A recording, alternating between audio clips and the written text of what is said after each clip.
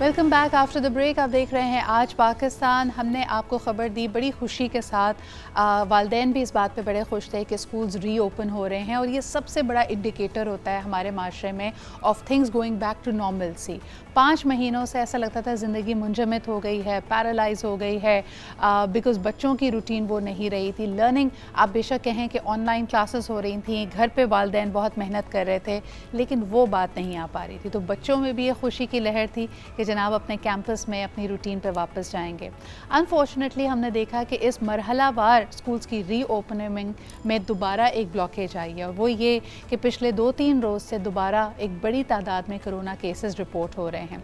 इसके अलावा तमाम तर तसल्लियों के बावजूद हमने देखा कि कई स्कूल्स ने SOPs को फॉलो नहीं किया था, और जब इसकी निशानदेही की गई तो गवर्नमेंट की तरफ से इनको सील करना पड़ा। बहुत सारे स्कूल्स ने मरहलावार रीओपनिंग की भी पासदारी नहीं की और छोटे बच्चों को, प्राइमरी स्कूल्स के बच्चों को भी, प्राइमरी क्लासेस को भी बुलाया था। दूसरी तरफ फ़ीस का मामला, जो हमने आपको पहले भी जिससे आगाह किया कि एक दफ़ा फिर नोटिफिकेशंस थी, उसमें हाइक भी नज़र आ रहा था ताकि स्कूल्स को कोरोना के लिए उसकी SOPs को फॉलो करने के लिए तैयार किया जा सके। इस वक्त ऐसा लगता है कि सारे ही मामलात आधे कच्चे आधे पक्के हैं। किस तरह गवर्नमेंट और पॉलिसी मेकर्स इंश्योर कराएंगे कि SOPs फॉलो हो रहे हैं, या फिर नंबर्स को बढ़ते हुए देखकर एक दफ़ा फिर हमें मोहतात रहते हुए दानिशमंदी यही है कि हमें रुक जाना चाहिए। ये तमाम सवालात, इसके अलावा आप हमें कॉल करके बताइए कि बहैसियत एक पेरेंट के क्या आप तैयार हैं, बहैसियत एक टीचर के क्या आप समझते हैं कि स्कूल्स को रीओपन होना चाहिए। हमारे साथ जो आज हमारे मेहमान मौजूद हैं, सबसे पहले आपको उनसे तारुफ करवाते हैं। गवर्नमेंट को रिप्रेजेंट करते हुए ऑफकोर्स क्योंकि सबसे भारी रियासत की इस वक्त जिम्मेदारी है, हमारे साथ मौजूद हैं मुसर्रत जमशेद चीमा साहिबा। आप स्पोक्स पर्सन हैं फॉर द पंजाब गवर्नमेंट, और इसके अलावा हमारे साथ मौजूद हैं काशिफ मिर्ज़ा साहब। आप ऑल प्राइवेट स्कूल्स फेडरेशन को लीड कर रहे हैं, बहुत शुक्रिया आपकी भी मौजूदगी का। पेरेंट्स को यहाँ रिप्रेजेंट करते हुए the chairman of the students parents federation जनाब नदीम मिर्ज़ा साहब मौजूद हैं। And last but definitely not the least, we also have with us Subuhi Irtiza साहिबा, जो कि एक लॉन्ग टर्म एकेडमिशियन है। She is had a brilliant career with various schools and right now she is a project director with Aspire Grammar School. आप सबको यहाँ पे मैं वेलकम करना चाहूँगी। सबसे पहले मुसर्रत जी, अगर गुफ्तगू का आगाज़ आपसे किया जाए, गवर्नमेंट्स ने देखा कि नंबर कम आ गए हैं, तमाम ही सूबाई हुकूमतों ने तैयारी के बाद स्कूल्स को खुलने का एक नोटिफिकेशन जारी किया। इस वक्त क्या सूरत हाल है? जो दूसरा मरहला था जिसमें कहा जा रहा था कि 8वीं जमात से लेकर छठी जमात तक के बच्चों को अब उनके लिए स्कूल्स अभी बंद ही रखे जाएंगे, इसमें कोई पेशरफ्त हुई है? क्या सोच रही है इस पर गवर्नमेंट्स? बिस्मिल्लाहिर्रहमानिर्रहीम। बहुत शुक्रिया सिदरा। देखें, अगर पंजाब की बात करें तो तकरीबन 1,20,000 हमारे जो है ना स्कूल्स की जो है ना वो तादाद है जी। हमने ये पॉलिसी रखी है कि अगर किसी स्कूल के अंदर सिदरा एक भी केस रिपोर्ट होगा तो हमें उस स्कूल को बंद करना पड़ेगा। लेकिन हम सिर्फ उसी स्कूल को ही बंद करेंगे। आपके अगर चंद स्कूल्स जैसे 2, 4, 5, 10 में अगर ये केसेस रिपोर्ट होते हैं तो हम 1,20,000 स्कूलों को बंद नहीं कर सकते। तो जो मरहलावार स्कूल ओपन करने की जो हमने ऑप्शन बताई थी वो बिल्कुल काबिल अमल है, और उसकी वजह यह है कि कोविड की जितनी भी प्रिकॉशंस या उसके जितने भी जो इम्प्लीमेंट करने वाली चीज़ें हैं वो अब हम उसको, जैसे हमने आम कारोबार ज़िंदगी आम जिस तरह से हमने चीज़ों पे इम्प्लीमेंट किया, मसलन कि जहाँ पे केसेस रिपोर्ट होंगे स्मार्ट लॉकडाउन वाली ऑप्शन, इसी तरह स्मार्ट स्कूल को बंद करने वाली ऑप्शन ही बेहतर ऑप्शन है कि जहाँ पे केसेस रिपोर्ट हो उनको तो बंद किया जाए, या जिन एरियाज में खुदा ना खास्ता लोकल स्प्रेड ज़्यादा है उनको बंद किया जाए, और जहाँ पे नहीं है वहाँ पे हम इंशाल्लाह ताला मरहलावार। लेकिन मुसर्रत जी, ये आप नहीं समझती कि this is still very reactive? देखें, जब तक केस रिपोर्ट हो जाए दैट्स ऑलरेडी टू लेट। इस वक्त जो सिचुएशन है कि 5 माह की तैयारी के बावजूद जब स्कूल्स खुले हैं तो उन्होंने SOPs की पासदारी नहीं की, प्राइमरी क्लासेस को ऑन कर दिया, ज़रूरत से ज़्यादा तादाद में बच्चे वहाँ पे मौजूद हैं। क्या इन SOPs को ना फॉलो किए जाने पे कोई एक्शन नहीं लिया जाएगा? नहीं, ऐसा तो बिल्कुल नहीं है सिदरा। उसमें इसकी मैं आपको अर्ज करती हूँ। पहली नंबर 1 थिंग इज कि अगर कहीं भी केस रिपोर्ट होता है और अगर उस स्कूल ने 100% SOPs को भी फॉलो किया है तो उसे बंद करना पड़ेगा। ओके। दूसरी ये कि अगर फर्ज करें कि केस रिपोर्ट नहीं हुआ और एसओपीज पे अमल दरामद नहीं हुआ, इस केस में भी हमें स्कूल को बंद करना पड़ेगा। सही तो सही। ये तो जो इस चीज में बेएहतियाती या मतलब किसी का कैजुअल एटीट्यूड हम बिल्कुल भी अफोर्ड नहीं कर सकते, हमारे बच्चों की जिंदगियों का मामला बिल्कुल, है। Very well said. Musarrat ji, ये बात आपकी काशिफ साहब के पास से जाना चाहूँगी। काशिफ साहब, इतनी यकीन दहानी कराई, आप लोगों की हफ्तों की, महीनों की मेहनत थी, चंद स्कूलों ने फिर भी एसओपीज़ को फॉलो नहीं किया। पहले ही हफ्ते में हमने देखा कि उनको सील करना पड़ा और वहाँ पे बच्चे, छोटी उम्र के बच्चे भी मौजूद थे, एसओपीज़ फॉलो नहीं किया जा रहा था। क्या कहेंगे इस पे आप? देखिए, 2,07,000 प्राइवेट स्कूल हैं जिनके अंदर जो ये कोड हुए हैं, पूरे पाकिस्तान के अंदर 35-40 केसेस हुए हैं जी। उनमें यूनिवर्सिटीज भी हैं, कॉलेज भी है, उसके अंदर जो है वो पब्लिक स्कूल्स भी हैं, और पूरे पाकिस्तान में जो कोड हुए हैं प्राइवेट स्कूल, वो गिनती के 4 या 5 हैं।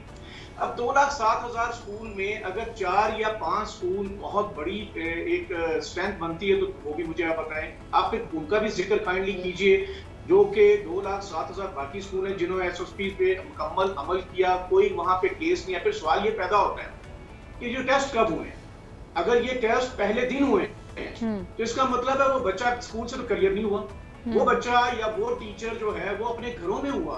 तो प्रोटोकॉल क्या था? प्रोटोकॉल तो ये था कि आप उस इलाके को सील करते, उसके घर को सील करते, उस बच्चे की पूरी फैमिली को चेक करते। वो तो किया नहीं। उस स्कूल का कसूर ये था कि उसने पहले दिन जब स्कूल खोला तो चेकिंग में जो उसकी जो रैंडम चेकिंग में उस की जो हुई, तो जो वो करियर वो जो घरों से लेकर आया है, जो पता नहीं 1 हफ्ता पहले का हुआ है शिकार, या वो टीचर हुआ है, तो क्यों ना आपने जो राइज है वो सिस्टम उस इलाके को पहले सील किया जाना चाहिए था। तो आप कह रहे हैं कि जिम्मेदारी पेरेंट्स पे भी आयद होती है, लेकिन काशिफ साहब, यही सवाल तो हम बार बार उठा रहे हैं। बच्चा बेचारा, अब ये तो एक पिंग पोंग बॉल की सिचुएशन हो गई है। जो स्कूल होगा, जो टीचर्स होंगे, वो इस बात की जिम्मेदारी पेरेंट्स पे डाल देंगे। पेरेंट्स कहेंगे हमने बच्चे को भेजा था, बिल्कुल सही गया था। जी, इसमें तो है ना, अगर आप पहले दिन मुमकिन ही नहीं है ना कि पहले दिन एक बच्चा आया या एक टीचर आया। It's a very valid point. इसको मैं ले जाना चाहूँगी नदीम साहब के पास, जो कि पेरेंट्स को ऑफ कोर्स रिप्रेजेंट कर रहे हैं हमारे पैनल में। नदीम साहब, पहले ही दिन बच्चा स्कूल जाता है, बार बार लोग कह रहे हैं कि अपने बच्चे के साथ साथ दूसरे बच्चों का भी ख्याल रखें। अगर बच्चे की तबीयत नासाज थी, वो एक्सपोज था, आपके घर में कोई कोरोना केस था, क्यों नहीं वालिदैन एहतियात कर रहे और फिर भी बच्चे को मजबूर करके क्यों स्कूल भेजा? Thank you very much. देखें, मैं काशिफ साहब से एग्री करूंगा कि जैसे उन्होंने कहा कि 2 लाख कुछ स्कूल थे और उसमें से कुछ केसेस रिपोर्ट हुए, और ये देखिए, बच्चा जो है वो सिर्फ कैरियर है। बच्चा जो है वो 1 से 17 साल तक के बच्चे को कोई ख़तरा नहीं है कोरोना से। उसके पास एंटीबॉडीज डेवलप हो जाती हैं और वो रिकवर कर लेता है। लेकिन नदीम साहब, ये भी मिस इन्फॉर्मेशन है। देखिए, मैं नहीं चाहूँगी कि हमारे प्लेटफॉर्म पे बैठ के हम ये बात करें कि 1 से 17 साल का बच्चा एक्सपोज भी हो जाए तो वो सिर्फ कैरियर है, उसकी जान को ख़तरा नहीं है। एसओपीज़ हमने सब इसी तरह फॉलो करनी है कि वो ना सिर्फ कैरियर है, खुदा ना खासा वो खुद भी बीमार पड़ सकता है बहुत शिद्दत के साथ। बिल्कुल सही कह रही हैं कि उसके लंग्स में कोई है तो है, लेकिन इसका जो रेशो है वो 0.06% है WHO की रिपोर्ट के हिसाब से। बहरहाल, लेकिन वो इतना ख़तरनाक सूरत हाल है कि अगर वो बच्चा पहले से बीमार है या आपके स्कूल में आया है, और वो उससे सारे बच्चे इन्फेक्टेड हो सकते हैं। मेरा जो सवाल है, जो हमारा जो कंसर्न है, वो ये है कि हमें स्कूल खोलने की जल्दी क्यों है। हमें स्कूल खोलने की जल्दी इस वजह से है कि हम ये चाहते हैं कि बच्चों का तालीमी साल ज़ाया नहीं हो जाए। सही। बच्चों का तालीमी साल तो ऑलरेडी ज़ाया हो चुका है। आधे बच्चे जो हैं वो स्क्रीन एडिक्टेड हो चुके हैं, गेम्स खेल रहे हैं, 1 से 1.5 घंटे की क्लासेस लेते हैं, और वो भी आपको पता है कि ऑनलाइन क्लासेस की फैसिलिटीज़ जो है वो मुश्किल से 2 लाख स्कूलों में, चंद स्कूलों में मौजूद है, बाकी मौजूद भी नहीं है। तो हमें स्कूल खोलने की जल्दी इस वजह से कि वो जो सारे कारोबार खुल गए हैं, तो ये कारोबार भी दोबारा खुलना चाहिए। अब जैसे आपने बताया कि ये स्कूल के जो खोले और दोबारा बंद कर दिए गए, मुसर्रत चीमा साहिबा ने फरमाया, आप ये बताइए कि जो पेरेंट्स से फ़ीस वसूल की गई उसका क्या होगा? स्कूल तो सील हो गया, हमारी फ़ीस डूब गई। हमारा कॉन्सर्न सिर्फ ये है कि जब तक कोरोना मौजूद है, एक बच्चे की भी लाइफ का रिस्क हमें नहीं लेना है, हमें स्कूल नहीं खोलने चाहिए, और जितने अरसे स्कूल बंद रहें उस स्कूल की कोई भी फ़ीस पेरेंट्स जो है वो देना नहीं चाहते। बल्कि मोस्टली जो पेरेंट्स हैं जिनकी मैं नुमाइंदगी कर रहा हूँ, वो ये चाहते हैं कि हम बच्चे को स्कूल भेजें ही नहीं। वेरी वैलिड पॉइंट्स, और ये एक पेरेंट का पर्सपेक्टिव है। ऑफ कोर्स सुबुई जी आपकी तरफ लाना चाहूँगी, बिकॉज जिस तरह हम कहते हैं कि टीचर्स आपके रूहानी वालदैन का दर्जा रखते हैं हमारे माशरे में, तो पेरेंट्स का ये कहना है कि एक भी बच्चे की ज़िंदगी हम दाव पे नहीं लगा सकते। स्कूल को खोलने की वजह यह है कि बच्चे का तालीमी साल ज़ाया ना हो, उसकी पढ़ाई, उसकी लर्निंग डिस्टर्ब ना हो, जो कि ऑलरेडी हो चुका है। और दूसरी तरफ उनको लगता है कि ये काफ़ी हद तक ट्रांजैक्शनल बात है, because now people are in the business of providing education. तो आप क्या कहेंगी कि इसका वो जो एक बिज़नेस एंगल है वो इस वक्त हाईलाइट हुआ है, या वाकई बच्चों की हमें सेहत को अव्वलीन तरजीह देनी चाहिए? पहली बात तो मैं ये कहूँगी कि स्कूल एक बिज़नेस हो सकता है, तालीम बिज़नेस नहीं है।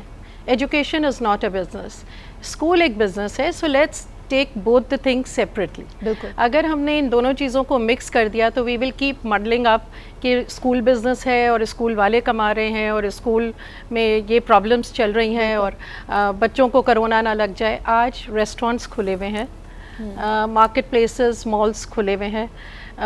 मैं जहाँ भी गई मैंने कहीं भी कोरोना SOPs को फॉलो होते नहीं देखा। स्कूल एक वाहिद अदारा होता है जो डिसिप्लिन के साथ चलता है। I think I have been and my whole life has been spent in schools. मैं आपको बताऊँ, एक वाहिद ऐसा इदारा है स्कूल जहाँ आप हर डिसिप्लिन SOPs के साथ उसको इम्प्लीमेंट किया जा सकता है। स्कूल का उस्ताद, रूहानी वालदा या वालदैन होते हैं स्कूल के उस्ताद। वेल बीइंग ऑफ स्टूडेंट्स अगर आप देखें तो उस्ताद से ज़्यादा मेरा नहीं ख्याल कि कोई और माँ बाप के अलावा कर सकता है। और इंटरेस्टिंगली और ये जब हम इसको क्यों ख़ास तौर पे हम एक बीमारी की बात कर रहे हैं, अगर आप स्कूलों की बात करें, स्कूल्स तो आए दिन इस तरह के बच्चों में फैलने वाले जो एपिडेमिक्स होते हैं उससे डील करता है। उसको पता होता है कि जी अगर वबाई बीमारी, चिकन पॉक्स फैला हुआ है, मीजल्स फैला हुआ है, फ्लू फैला हुआ है, या अगर एक बच्चे के सर में जुएँ भी हो गई हैं तो उसको हैंडल कैसे करना है। तो स्कूल्स पे एतमाद क्यों नहीं कर रहे पेरेंट्स? क्योंकि स्कूल पे अगर एतमाद नहीं किया तो फिर तो सब कुछ ख़त्म हो जाएगा। स्कूल इज़ अ कम्युनिटी और स्कूल कम्युनिटी ही की तरह चलता है। विद इन स्कूल बाउंड्री भी एक वो कम्युनिटी है जिसमें एक हेड टीचर है, और मेरे ख्याल में है। हम जो स्क्रीन्स पे सिखाते हैं, यानी मैं बार बार कहती रहूँ कि आपने हाथ धोने हैं, सैनिटाइज करना है, जो चीज़ वाकई बच्चों के जहन में रहती है, जो उनके बिहेवियर में तब्दीली लाती है, अगर आपने अपने घर में भी उन SOPs को फॉलो कराना है तो बेहतरीन उसका जो सरचश्मा हो सकता है वो आपका स्कूल है। ब्रेक पे जाते हैं, वापस आएंगे और काशिफ साहब से पूछेंगे कि उनको ये इतना ट्रांजैक्शनल क्यों लगता है। इसी बच्चे को लेके मॉल कोई कबाहत नहीं है, उसको फास्ट फूड खिलाने में कोई कबाहत नहीं है, लेकिन जब स्कूल जाते हैं तो आपको लगता है कि वो चीज़ सिर्फ क्योंकि फ़ीस ले रहे हैं तो वो फ़ीस माफ़ होनी चाहिए। इस पर बात करते हैं एक छोटे से ब्रेक के बाद।